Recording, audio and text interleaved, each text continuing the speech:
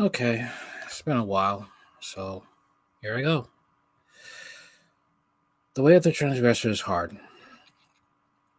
Most people think that being a Christian is difficult. One must admit the way of salvation is straight and narrow. Matthew chapter 7, verses 13 to 14, sometimes attended with persecution. 2 Timothy chapter 13, and requires abstinence from the works of the flesh. Galatians chapter 5, verses 19 to 21. Nevertheless, the yoke of Christ is easy and his burden is light. Matthew chapter 11, verse 30. Sometimes Christians see the world as enjoying the pleasures of sin for their reason and envy them.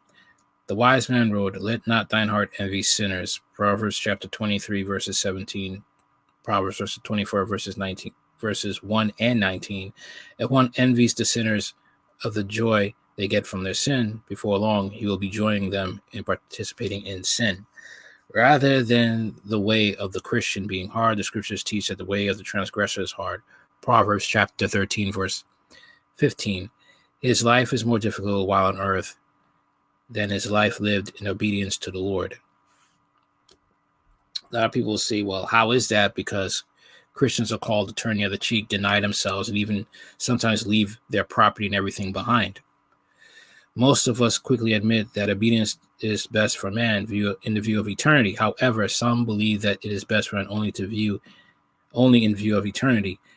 This idea needs to be corrected before one will allow the law of the Lord to be written on the tablets of his heart. Hebrews chapter 8, verse 10. God gave his commandments to man for his own good, and the Lord commanded us to do all the statute to fear the Lord our God for our good always. Deuteronomy chapter 6, verses 24, and chapter 10, verses 13. The man who obeys the word of God preserves himself from evil. Proverbs chapter 16, verse 17 and 19.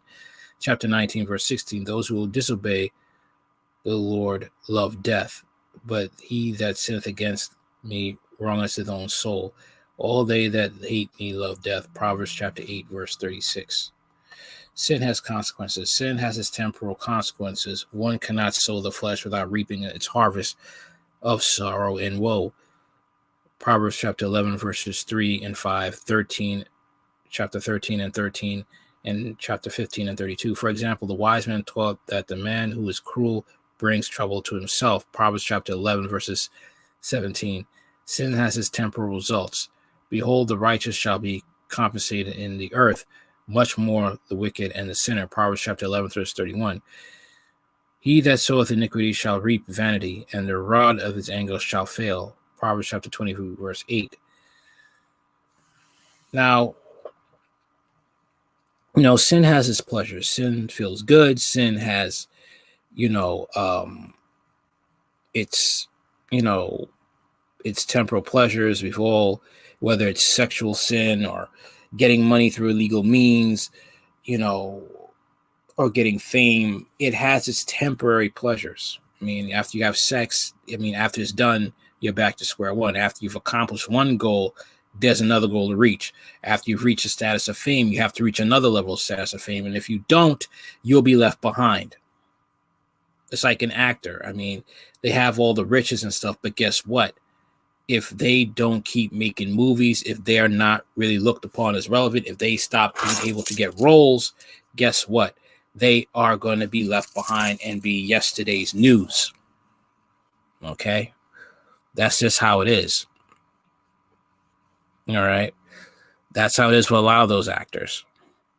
And also the fact you can't be yourself or speak out on certain issues, because if you do, it will affect your ability to get work. That's just how it is. Okay. We all know about the prodigal son. He took his father's inheritance and squandered it. He had his time of pleasure, but when he chose to be foolish with the money, he ended up being broke and hungry and nearly naked.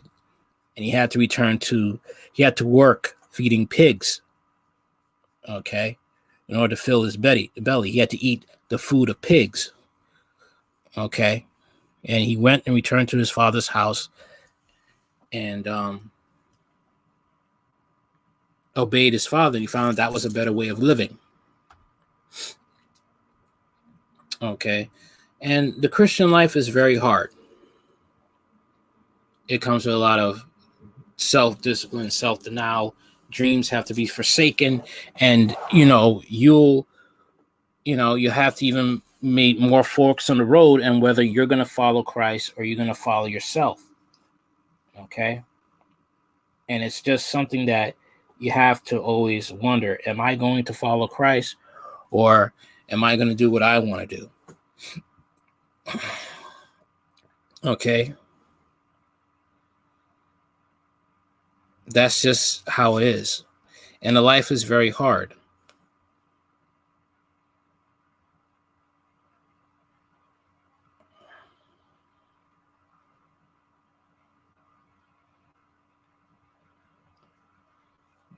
There's nothing really to say, because, to be honest with you, you'll notice in the Bible, when it comes to the New Jerusalem at the end of the age in Revelation, it's just never enlarged, but hell is.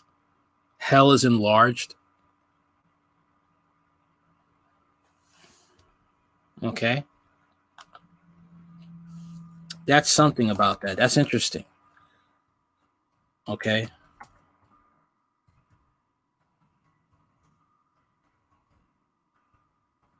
It just goes to show how many people are going to hell because they didn't want to do or obey God.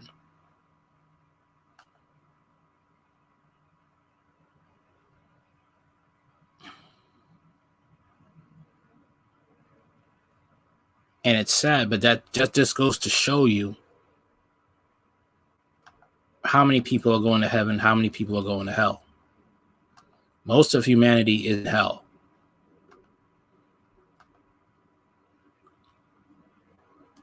Okay. Therefore, hell enlarged itself and opened up its mouth without measure, and their glory and their multitude and their pomp, and he that rejoices shall descend into it. All the rich people, all the popular entertainers, musicians, all the people who just couldn't follow God's way because it got hard, it was a challenge that was met upon the way, and they couldn't overcome it. They weren't willing to forsake what God demanded them to forsake.